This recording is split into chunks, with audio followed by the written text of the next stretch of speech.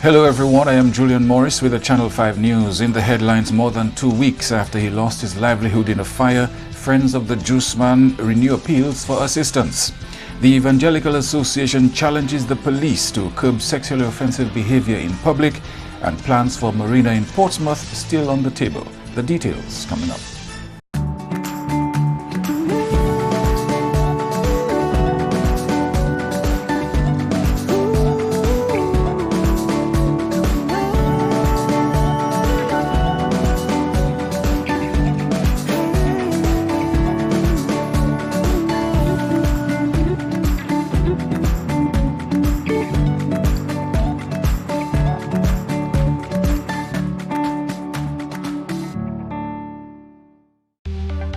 Here are some tips to reduce mosquito presence in and around your home. Keep water storage containers properly covered. Remove containers that can collect water from your surroundings. Keep garbage bins tightly covered. Pick up your litter and remove all tires from your yard. Keep gutters free of leaves and twigs to prevent stagnant water. Prevent Zika, dengue, and chikungunya. Fight the bite. This is a public service announcement from the Dominica Red Cross. This message is supported by Flow. Over 2 weeks ago, patrons of the juice man bemoaned his loss when his livelihood went up in flames. But since that tragic fire, Emmanuel Joseph has been anxious to get back on his feet, back to doing what he loves. Now the bar and the nightclub he started 5 years ago is in shambles. JB spoke to Channel 5 News Friday, where we found him clearing debris on the property with the help of a few Haitians. The day that of the fire, I was in there with a friend of mine from England, and then we took a scent of a smoke. Then they always having a smoke, burning some fire on the beach. I thought it was that. Then when I checked, I realized the fire was in my place. I tried to stop, I tried to out the fire, but then it was too far gone. And then we went outside, I called the ambulance, the fire service. They came a little bit late. When they came, the water wasn't functioning properly, and they had to go to a hydrant. The hydrant wasn't functioning. Then they go back to the sea, and that's where the fire was starting to really flame, you know. So then I lose everything I had. I was living there, that was my home. You know, I a retired fellow now. And I had this place as a pension. When I can't do anything, I could have able to rent it, or my children would have it, you know, running it for me. So right now I'm back to nothing at all. I'm being worse off than when Maria struck Dominica. I have nothing at all. I need some help. I need to put back up my roof. I need to start back my juice, because my juice is my signature. Everybody know me downtown as a juice man.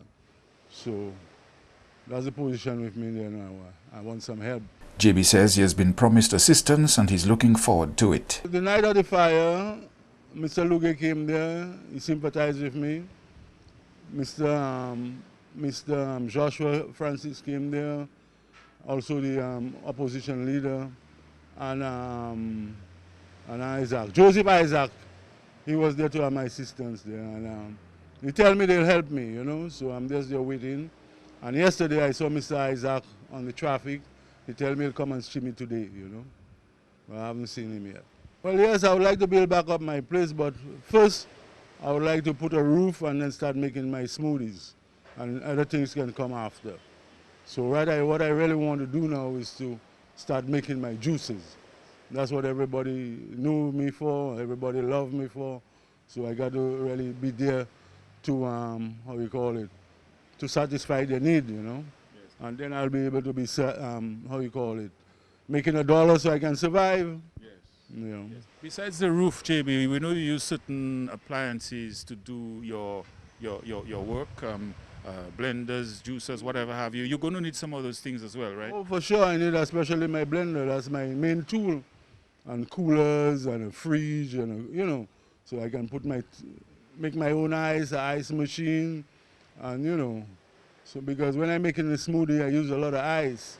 So I would like an ice machine, I would like a fridge, you know, and my blenders, about 2 blenders, you know, a juicer, you know, That's what I need for now. A pressing need for JB right now is to have a place to stay. He lives with family, but it's not exactly what he has grown accustomed to.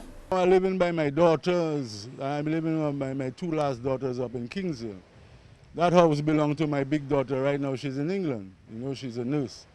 But the space is not adequate for a big man like me to be there with my two little daughters.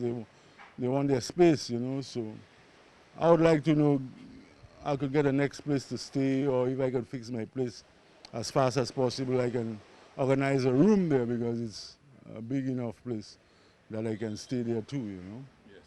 JB, as far as how that fire started, you were here the night you said you smelled that smoke and so on. You have any idea as to which direction the fire started, where and so on?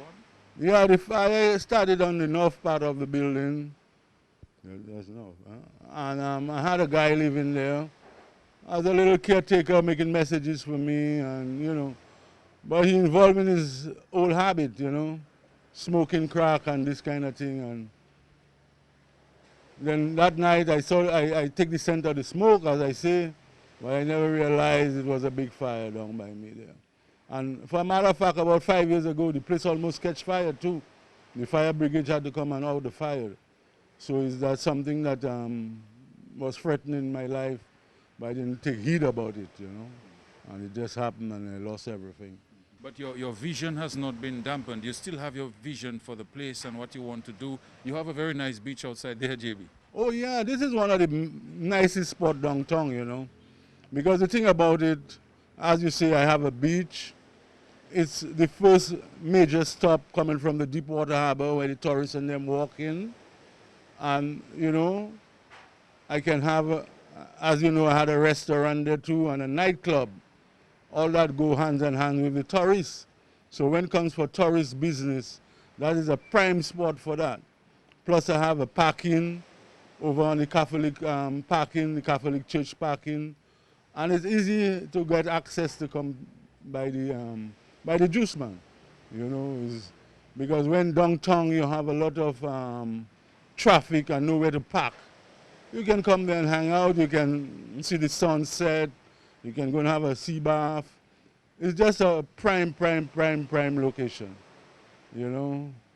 And I'm thanking the Prime Minister for having me to get that spot and to see the vision in this place. If it wasn't for him, I wouldn't be there because everybody was ignoring the place. It was like an old boat house. Nobody didn't want it there, but right now as I have there and I start to get it going, everybody wants it, you know. So all I concern now is about getting some help and restore my business again, you know. So anyone that can give a help, I'm thankful for that.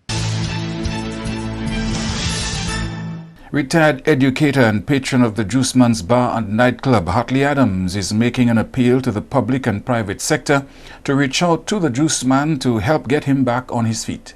Adams, who is also a co-host on the Wednesday night program on Kyrie FM, says he would be very disappointed if the Juiceman does not get the help he so desperately needs right now. I was very saddened when I heard about the unfortunate fire at the Juiceman. I played my part, in fact, on Wednesday nights. I always ensure that we highlight the Juiceman. Last Wednesday on our show, I spoke to the PAL rep, or not the PAL rep, the gentleman Isaac, who is to be launched this Sunday, about the Juiceman. And I told him that we need support for him in terms of helping him to rehabilitate the place, because that's where I normally come and do my cool out. I watch my cricket there, I listen to music, I have my drinks here, and after the show, every Wednesday night, I come here to meet my friends who are in the political realms, and we have a nice laugh about it, you know. So now that he is down, I'm doing everything in my power to assist him.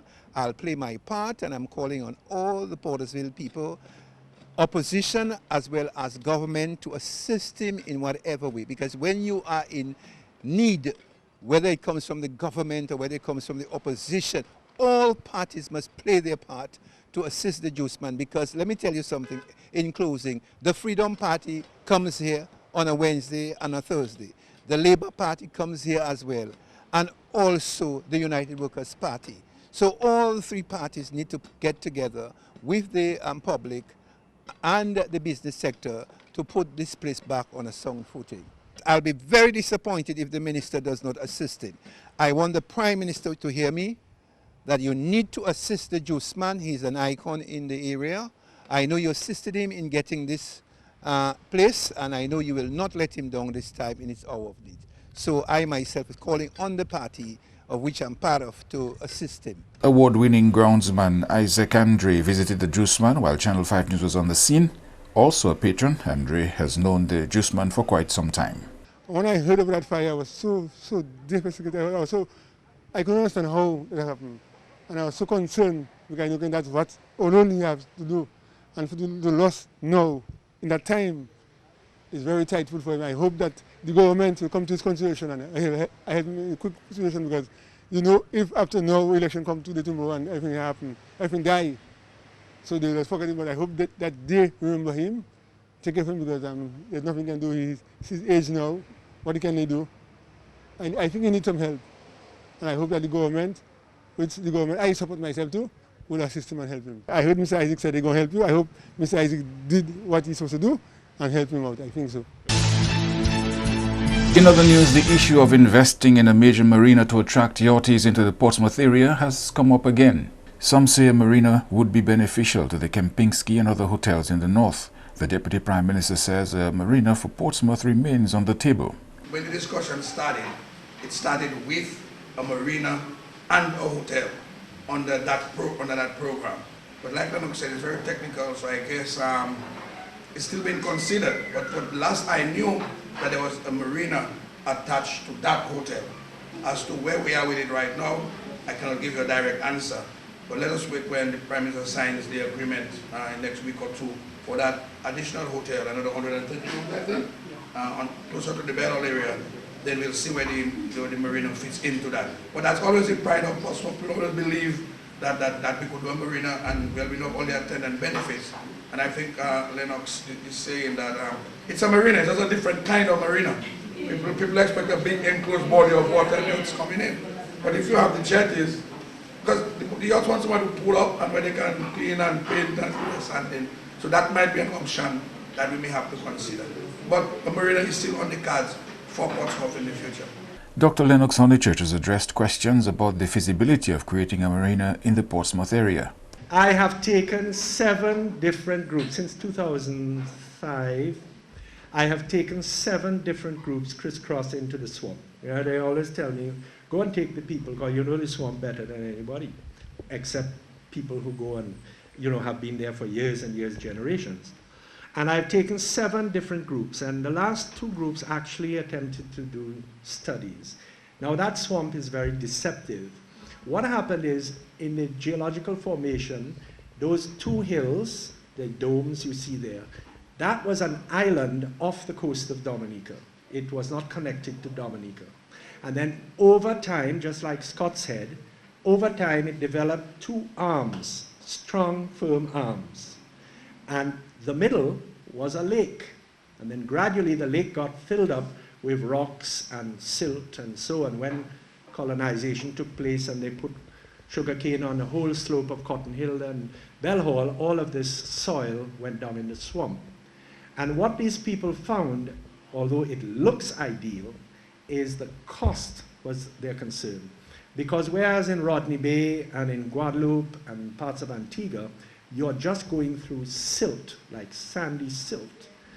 In there, and as they excavated, you could see, there are these massive rocks with the silt and bits of coral. So it's extremely expensive to do. But what other people have suggested, and there was a little plan with somebody called cruising, is that you could extend jetties from where the so-called Morocco Hotel is and bring them out into the bay. So those jetties then would service the best corner of Dominica for yachting, which is that anchorage there. So even if you don't get what people dream of and people have drawn plans of, an internal marina, but you have the facilities on the side. And I am sure, because I was one that really wanted the money that was used on the Morocco Hotel to be used for yachting services. That whole area where the Morocco Hotel is would be yachting facilities. But they decide a hotel, fine. But I know that what will happen in the future is because the yachts are right there, the hotel itself and all the services will become, bit by bit, used for yachting facilities. But there is work to be done to modernize the process and better facilitate yachties who are interested in visiting the country. Here is part of an exchange which took place at a recent tourism forum in Portsmouth. I just met a family on a yacht. Since that you mentioned about the yachts, I was fortunate enough as they were docking to hold their dinghy rope to me. And here comes the guard talking to them. And they would, while I'm there, saying to the guard that they have to leave because the custom is charging them $100 a day, I think, for every day that they stayed here. So they have to leave. And they go into Martinique and then to Marigan, and they will come back. Now, I'm saying the youngest child, it's a husband and wife, it's a couple. The youngest child, in my estimate, couldn't be older than maybe around 4 years. And the older one was maybe around 10 years. And each of them have to pay $100. How do we expect to get a lot of yacht people in when our custom fees are so high? That's something that's very true in relation to age groups, you know, because of you could have a different charge for somebody below 12 or below 16 or whatever. During the period when Yvonne Asif was minister for that brief period in the early 2000s, he really changed the system to make it so much easier because it was very much more complicated when you came in, all the paperwork and so. And he got advice from Chris Doyle, who's a leading yachts person across the Caribbean. So we were praised in Dominica for changing the system. But there are things like charges. I mean, there are other things like in the airport.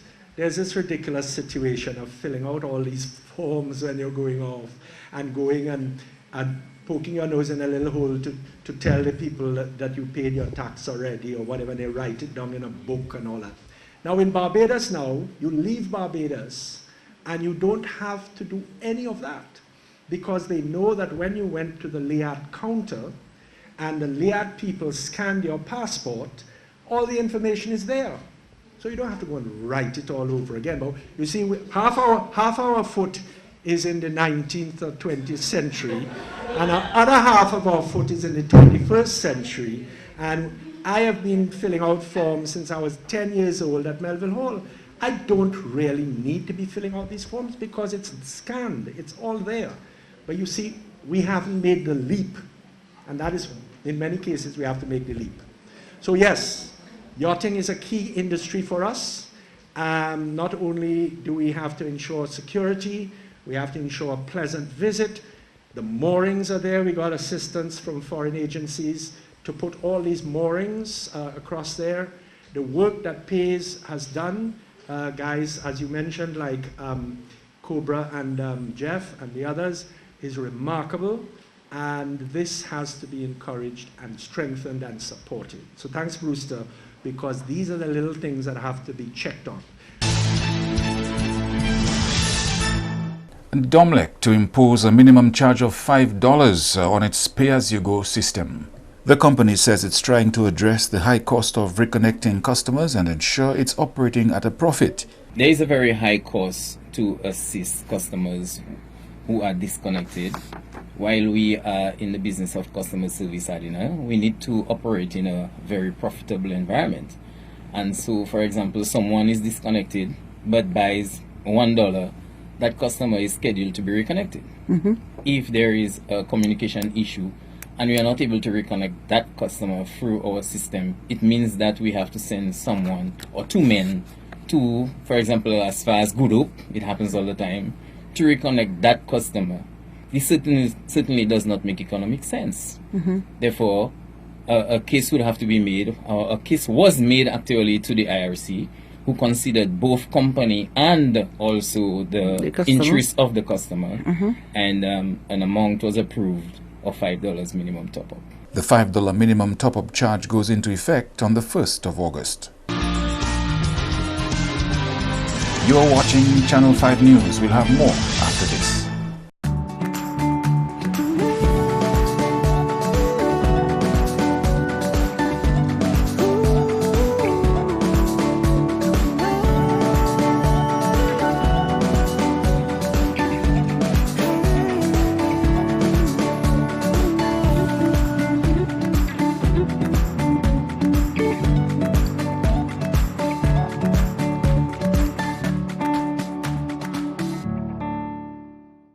L'année sim tout partout. Attention si vous êtes homme et bien femme. Visitez place santé pour examiner corps. Ça c'est un nid pour yo ouais si l'année pièce moun au lion qui ni maladie TB et bien maladie sexuelle. En compagnie moun qui ni maladie HIV P ni TB aussi. Savent qui l'année guérison pour TB. Ou ça vivre en bonne santé même si ou ni maladie HIV. Parlez by docteur. Prends responsabilité. Aidez du bout de si maladie TB et HIV. Pour agir tout le monde pour examiner corps yo.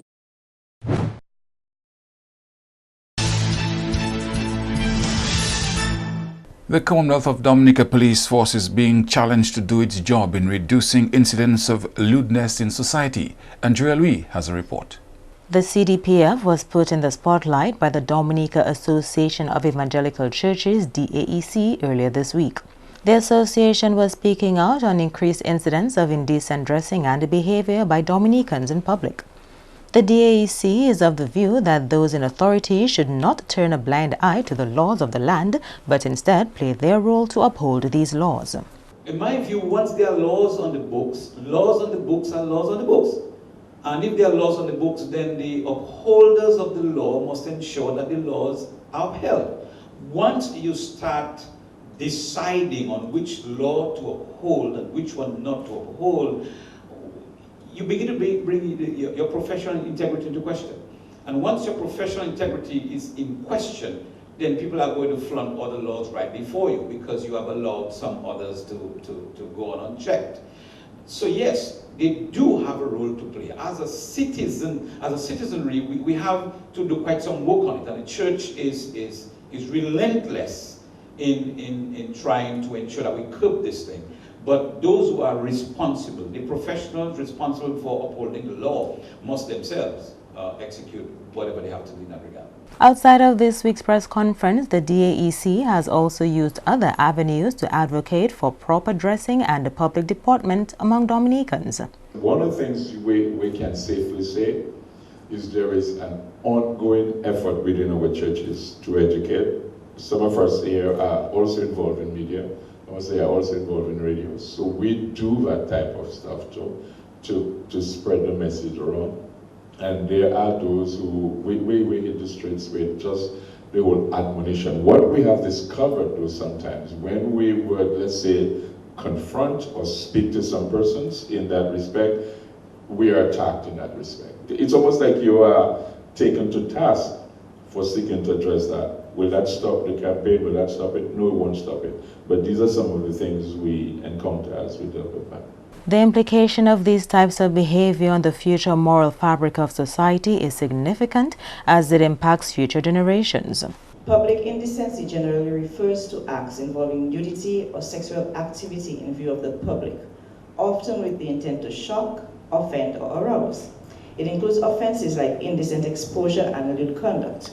Lewdness, however, is of a higher level of offensiveness than indecency. It denotes public sexual activity, for example, people engaged in sexual intercourse or other overt sexual contact in the view of the public, or someone displaying his or her genitals in an aroused state. The implications to the future moral fabric of society is huge when one considers how young ones growing up and being exposed to these acts will now begin to view the world and others in it. The potential of the mindset that we are nothing more than our bodies and that we should seek to titillate others to get satisfaction and approval is in danger of being the norm in young ones seeing such acts. The DAEC also plans to hold community outreach sessions and target the schools to educate the public on the value of their bodies. Andrea Louis, Channel 5 News. A new board of directors for the Dominica Association of Industry and Commerce DAIC to be elected next week. The association hosts its annual general meeting next week. Every year, our chamber comes together, our membership come together, and we get to decide on the board of directors that get to steer the organization. But also it's a time for reporting on the successes that took place, on what challenges that are occurring within the organization, and looking at a means of finding more solutions to these challenges, but also for members to get a greater understanding of what's happening. At this AGM, we are focusing on innovation and technology. Our theme for this AGM is advancing Dominica's growth through an entrepreneurial ecosystem. It sounds like a new term, but it's a concept that we want to introduce to the private sector and our stakeholders in Dominica, because we believe that this entrepreneurial ecosystem is vital to the advancement of Dominica. Over the past year, the association has encountered many challenges and realized many successes. It remains committed to creating a better environment for its membership. Stemming from Maria, we've seen there's always been challenges. I think sometimes we say Maria has created a lot of challenges, but it's also created some opportunities. We got to connect with different organizations that assist us with different perspectives, new perspectives, things that are trending, which also helps us to create better value for our members. We got to connect our members to new opportunities. For one, new markets, but also ways of doing things better. And I believe once we get connected to a wider network, the possibilities are even greater for success of our businesses. We've been able to represent the chamber at different regional but also international forums. We've also connected with the Caribbean network of Chambers of Commerce, CARICHAM, which is something new for our region, and it's very interesting that DAIC is the one steering this right now. The AGM will take the form of a panel discussion with panelists who can provide perspectives on academia, finance, innovation and technology. And the DLP candidate for Roseau North plans on turning that constituency into a centerpiece of urban development. We go again to Andrea Louis for more. Joseph Isaac, who won the Roseau Central seat on a UWP ticket in the previous general elections, will contest the Roseau North seat on a DLP ticket this time around.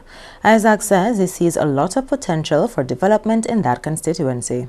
The vision, as I said, is to really position Roseau North as the centerpiece and the gateway for urban development, because Roseau North has a lot of key assets, of leading assets for the country. As I said, the State College, we have the modern and new technology base, China, Dominica Friendship Hospital.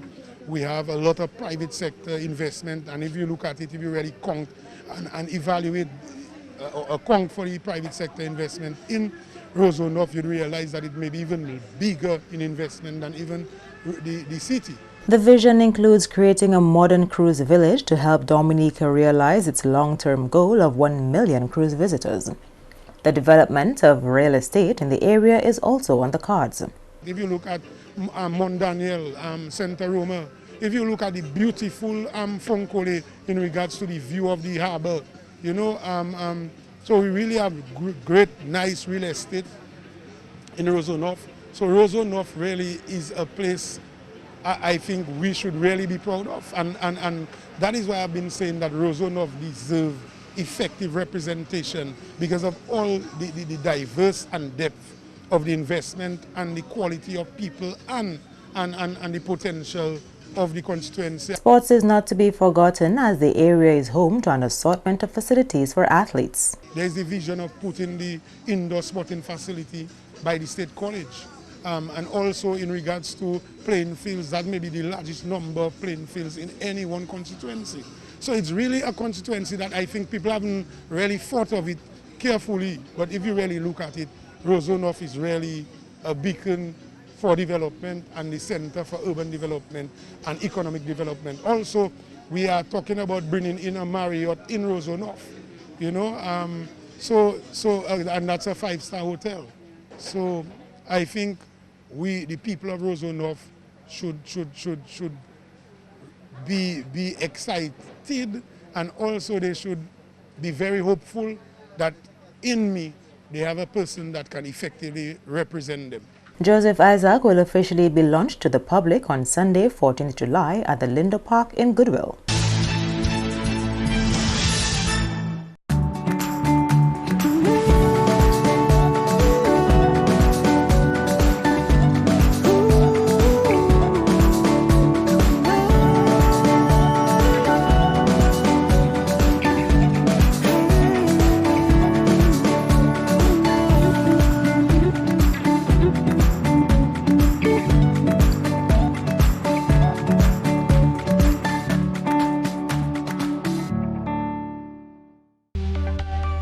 some tips to reduce mosquito presence in and around your home. Keep water storage containers properly covered. Remove containers that can collect water from your surroundings. Keep garbage bins tightly covered. Pick up your litter and remove all tires from your yard. Keep gutters free of leaves and twigs to prevent stagnant water. Prevent Zika, dengue, and chikungunya. Fight the bite. This is a public service announcement from the Dominica Red Cross. This message is supported by Flow. To end the news, a look again at the headlines. More than 2 weeks after he lost his livelihood in a fire, friends of the juice man renew calls on appeal for assistance. And the Evangelical Association challenges the police to curb sexually offensive behavior in public. Plans for a marina in Portsmouth still on the table. Feel free to contact us at news@marpin2k4.com. You may access our past newscasts on our YouTube channel. On behalf of the production team, I am Julian Morris. Thank you for watching. Have a good weekend.